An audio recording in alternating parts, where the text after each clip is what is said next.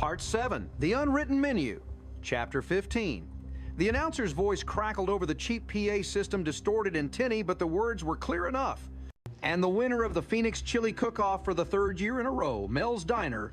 A ragged cheer went up from their small contingent. Mel stood frozen for a moment, a look of stunned disbelief on his face, before breaking into a grin so wide it seemed to hurt his cheeks. He was handed a ludicrously oversized trophy and pushed towards the microphone. The old Mel would have gloated. He would have mocked the cilantro foam and declared the superiority of authentic Brooklyn heartburn. But the man who stepped up to the mic was different. He cleared his throat, clutching the golden chili pot trophy. Thanks, he mumbled. I couldn't have done it without my team. He looked over at Alice, Vera, and Jolene. They're the secret ingredient. They're a pain in the neck, but they're the secret ingredient. For Mel Sharples, it was the equivalent of the Gettysburg Address. The celebration back at the diner was a joyous, messy affair. They propped the trophy up on the counter where it gleamed under the fluorescent lights. Henry showed up with a bottle of cheap champagne and they drank it out of coffee mugs. For the first time in weeks, the diner was filled with laughter instead of tension. Later, as they were cleaning up, the bell on the door chimed. It was Julian. He stood there still in his artisanal denim apron, holding a small potted fern. A peace offering, he said, setting it on the counter next to the trophy. Congratulations. You deserved it. That was some damn good chili. Thanks, Mel grunted, surprised into civility. And Alice Julian said, turning to her, no hard feelings. I get it. Some places, they just get under your skin. He smiled a genuine, non-corporate smile this time. If you ever change your mind, the offer stands. But I have a feeling you're right where you belong. He left, and the fern sat there, a small green symbol of the truce. Mel eyed it suspiciously. What am I supposed to do with this? You water it, Mel Alice said, smiling. It's a plant. It's a start. The new normal at Mel's was not a revolution, but a slow, quiet evolution. The truce with the gilded sprout held. Sometimes Julian would come over for a cup of Mel's terrible coffee, and Mel would occasionally be seen sneaking out of the sprout with a gluten-free scone. A new coffee machine appeared one morning, a modest, modern drip model that Mel claimed he got for a steal. And a new item quietly appeared on the menu, handwritten on an index card and taped to the wall, Alice's not-so-bad-for-you salad. It was a small concession, but for Mel, it was monumental. It was an admission that the world was changing and that maybe, just maybe, he could change a little with it. Chapter 16. The quiet evolution of the diner was mirrored by a much faster, more alarming evolution happening in Alice's own home. Tommy wasn't a little boy anymore. He was a teenager, a lanky, sharp-witted kid who was starting to look at the world beyond the Phoenix city limits. His walls, once covered with posters of superheroes, were now covered with maps of the world. He caught Alice one evening after her shift his face alight with an excitement that felt achingly familiar. Mom, I've been looking at colleges. Alice's heart did a complicated little flip-flop. Oh yeah, that's great, honey. ASU has a great campus. I was thinking. Further away, he said, unrolling a brochure for a university in a city with seasons, a place where green wasn't just a color reserved for cacti and the occasional fern on Mel's counter. I want to see what else is out there. Alice looked at her son, at the hope shining in his eyes, and she saw a reflection of herself. She saw the young woman who had packed up her life and driven away from New Jersey, singing along to the radio, chasing a dream of a different life. She had wanted him to have roots, to have the stability she never had. But a part of her had also wanted him to have wings. Now, watching him plan his own flight, she felt a dizzying mix of pride and terror. His ambitions stirred her own. The musical revue The Brush with Joel Grey, it had reawakened something she had carefully put to sleep. Her dream of singing hadn't died. It was just hibernating. But what kind of life could she build on a hibernating dream? She was a waitress, a good one, but was that all she was meant to be? The questions haunted her. They were the background music to the clatter of plates and the sizzle of the grill. She loved her life at the diner, her strange, cobbled-together family. But was it the life she had chosen or the one she had settled for? Tommy was getting ready to write his own story to fill the blank pages of his future. Alice looked at her own life and wondered with a growing sense of urgency if there were still unwritten chapters left for her. Part 8, an unexpected encore chapter, 17. The opportunity when it came was as unexpected as finding $50,000 in the ceiling. A band was passing through Phoenix, a road-weary but talented group that played a mix of country, blues, and soul. Their female singer had quit abruptly in Albuquerque, leaving them in the lurch. They had a regular gig lined up for a month at a respected music club in Austin, Texas, and they needed a singer fast. One of the band members happened to be a cousin of Henry's. He mentioned their predicament, and Henry, in a rare moment of proactive genius, immediately thought of Alice. "She's the real deal," he told his cousin, his voice full of a surprising authority. "She sang with Joel Grey." The name still carried a magical weight. And so on a sweltering Tuesday afternoon, a grizzled, ponytailed bass player named Cal walked into Mel's Diner and offered Alice a job.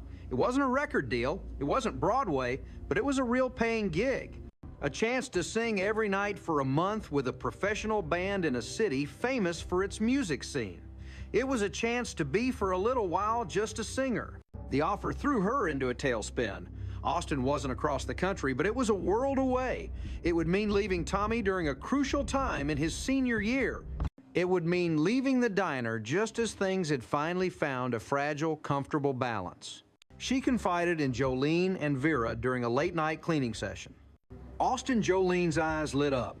"Honey, you pack your bags and you don't look back. Think of the Cowboys. It's a target-rich environment." Vera predictably saw only doom. But what if you get there and you don't like the music? What if they want you to sing sad songs and it makes you so sad you can't remember the words? What if you forget the words and the audience gets angry and throws things? They throw a lot of things in Texas, like armadillos. Alice wrestled with the decision. It felt selfish to even consider it. But the thought of it, the stage, the microphone, the music, it was a powerful siren song. The hardest part was telling Mel. She found him in the storeroom, taking inventory. She laid out the offer, expecting him to explode, to call her a traitor again, to accuse her of abandoning him the moment things got good. But he just listened his back to her counting cans of chili beans. When she was finished, he was silent for a long time. "So you'd be gone for a month?" he asked, his voice quiet. "Yes," she said, bracing for the storm. He turned around. There was no anger in his eyes, only a strange, weary sadness. "Well," he said, his voice gruff, "I guess we'll just have to hire a temp. It'll be a disaster. Vera will probably try to unionize the spatulas. But we'll manage." He looked at her, and for the first time, she felt like he was truly seeing her, not just as a waitress or a sidekick, but as a person with a life and dreams of her own. "You know," he said, picking up a can and studying the label as if it held the secrets of the universe, "when I was a kid in Brooklyn, I wanted to be a baseball player, a shortstop for the Dodgers. But I wasn't good enough, so I learned how to cook." He put the can down. Some dreams you got to put on the back burner, but that don't mean you got to turn the flame off all the way. He looked her in the eye. "Go to Austin, Alice," he said. "Go sing your songs." Chapter 18, Mel's Blessing, was the final piece that clicked into place. It wasn't just permission, it was a release. It was an acknowledgement that their family was strong enough to allow one of its members to fly. The 2 weeks before she left were a flurry of activity. Tommy, far from feeling abandoned, was her biggest cheerleader. "It's awesome, Mom, you gotta do it." He saw it as a grand adventure, a preview of the day he would leave for his own. The last night was bittersweet. The diner was quiet after closing. Mel, Alice, Vera, and Jolene sat in their usual booth. Mel poured them all a shot of the cheap whiskey he kept for medicinal purposes. To Austin, he said, raising his glass, "Don't get so famous you forget how to sling hash." To Alice, Jolene said, "May she find a cowboy who owns his own oil rig." To new songs, Vera added her eyes misty, but not the sad ones. Alice looked at their faces illuminated in the glow of the Neon Mel's sign. This strange, mismatched collection of people had become her world. They had fought and schemed and dreamed together. They had been rich and poor, famous and humiliated. They had saved each other over and over in small and profound ways. She didn't know what would happen in Austin. Maybe it would be a one-month gig that ended with a long bus ride home. Maybe it would be the start of something new. But as she sat there, she realized that the outcome didn't matter as much as the journey itself. The dream wasn't a destination, it was the courage to take the first step. Her last act before leaving the diner was to take the potted fern Julian had given them and place it in the center of the counter. It looked small and a little out of place, but it was alive. It was growing. As she walked out the door, the bell chiming softly behind her, she didn't feel like she was leaving home. She felt like she was carrying it with her. The stardust wasn't some distant glittering prize to be won. It was the everyday magic of a found family, the faint, persistent glow on a greasy spoon counter. And she knew wherever the road took her, that light would never go out. Part 9, Austin City Blues and Phoenix Views, Chapter 19. The Greyhound bus sighed its way across the vast, sun-baked expanse of West Texas. Inside, Alice watched the landscape blur into a monotonous ribbon of brown and green. Every mile put more distance between her and everything she knew. Tommy, the diner, the comfortable, chaotic rhythm of her life. The excitement that had propelled her onto this bus was now dueling with a rising tide of anxiety. She was a 5-year-old waitress, a single mother chasing a dream that most people had packed away with their high school yearbooks. Was she brave, or was she just a fool? She clutched the worn strap of her guitar case, a tangible link to the person she hoped to become over the next month. It had been years since she had thought of herself as just a singer. The roles of mom and waitress were well-worn, comfortable garments. Singer was a costume she hadn't tried on in a long time, and she worried it might not fit anymore. Austin was a shock to her desert-acclimated senses. It was humid, vibrant, and loud. The air on 6th Street was a thick soup of barbecue smoke, cheap beer, and live music pouring out of every open doorway. It was a city that ran on a different frequency than Phoenix, a thrumming electric current of creativity and noise. It was both intoxicating and terrifying. She found the motel Cal had booked for her. It was a classic roadside establishment with a flickering neon sign and a lingering smell of stale cigarettes. Her room was small and Spartan, but it was hers. She dropped her bag, sat on the edge of the lumpy bed, and was immediately overwhelmed by a profound sense of loneliness. She picked up the phone and called home. Tommy answered his voice, a happy, crackling sound that bridged the 1,000 miles between them. He was fine. He was having pizza with a friend. He was excited for her. The call was a lifeline, but it also underscored the distance. After she hung up, the silence in the room was deafening. The next day, she met the band. Cal and the Road Tenders, they called themselves. Cal, the ponytailed bass player she had met in Phoenix, was the de facto leader, a gruff but fair man who seemed permanently weary. The lead guitarist, a skinny, cynical man named Jesse, looked her up and down with an expression that clearly said, "You're not her." The drummer, a quiet, gentle giant named Earl, just gave her a shy nod. The first rehearsal was in a cramped, sweaty room above a bar. It was a disaster. Alice's voice, used to the clear melodic lines of show tunes and pop songs, struggled to find its place in their gritty, blues-inflected sound. They ran through one of their standards, a hard-driving country rock song, and she felt like she was chasing the music, always a step behind her voice, a foreign object in their well-oiled machine. Jesse, the guitarist, didn't hide his displeasure, shaking his head after a particularly rough take. "Look," Cal said, wiping sweat from his brow during a break. "Deb was a powerhouse. She had a voice like a shot of whiskey. You're different. We just got to find where you fit." The implication was clear. It was on her to fit in. She was the temp, the replacement. She spent the rest of the day listening to their old recordings, trying to dissect the previous singer's style to mimic her, phrasing her growl. That night, lying in her motel bed, the sounds of Austin's nightlife bleeding through the thin walls, Alice felt the first real tendrils of doubt.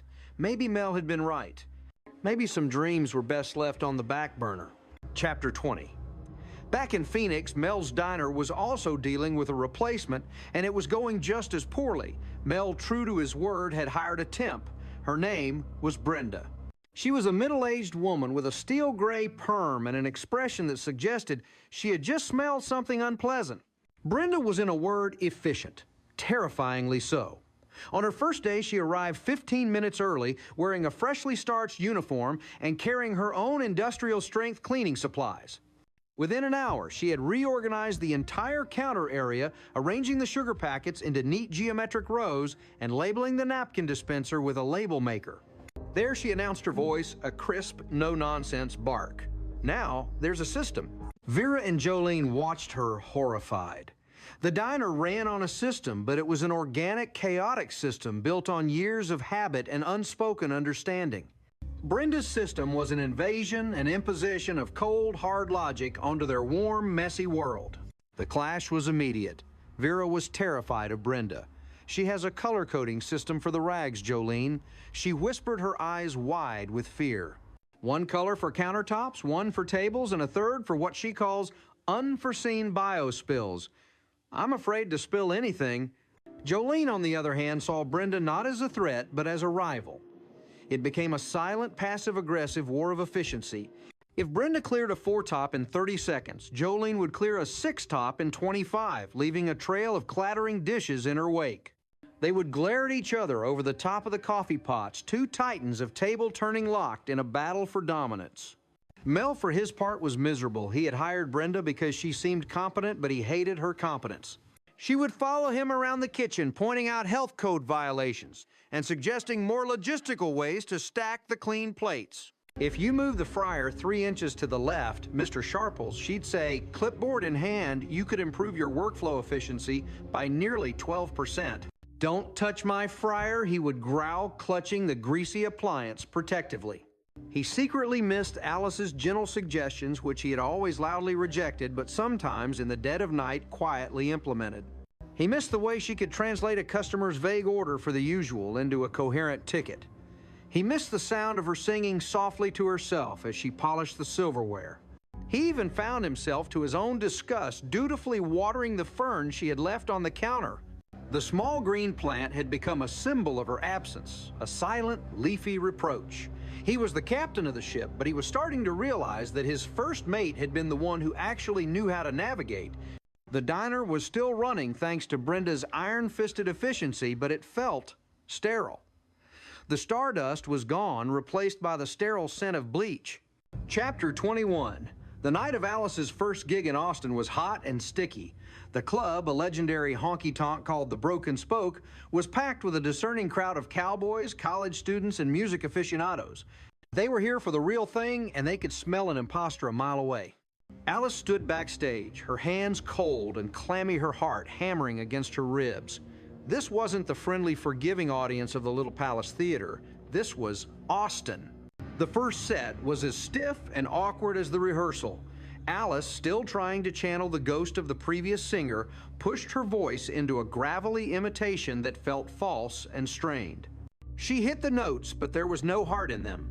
The band played flawlessly behind her, a professional unit going through the motions. The crowd was polite, but reserved their applause lukewarm.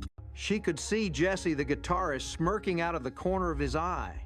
During the break, she slumped onto a crate behind the stage, feeling utterly defeated. "It's not working," she said to Cal, her voice tight with unshed tears. Cal took a long swig of his beer. "Nope," he said. He looked at her, his gaze surprisingly direct. "You know what your problem is. You're trying to sing our songs. You need to make them your songs." He gestured towards the stage. "That woman we lost, Deb, she chewed up every song and spit it out her own way. She didn't give a damn what anyone thought. You're up there asking for permission." He finished his beer and set the bottle down with a clink. "Stop asking. Just sing the damn song like you mean it." His words rough as they were hit their mark. He was right. She had been so afraid of not being good enough, of not being what they wanted, that she had forgotten who she was. When they went back on stage for the second set, something had shifted. She felt a spark of the old defiance, the same spirit that had led her to pack up her life and drive to Phoenix in the first place. "We're going to do something a little different," she said into the microphone, her voice clear and steady. The band looked at her in surprise. "This is a song about, well, it's about the long way home."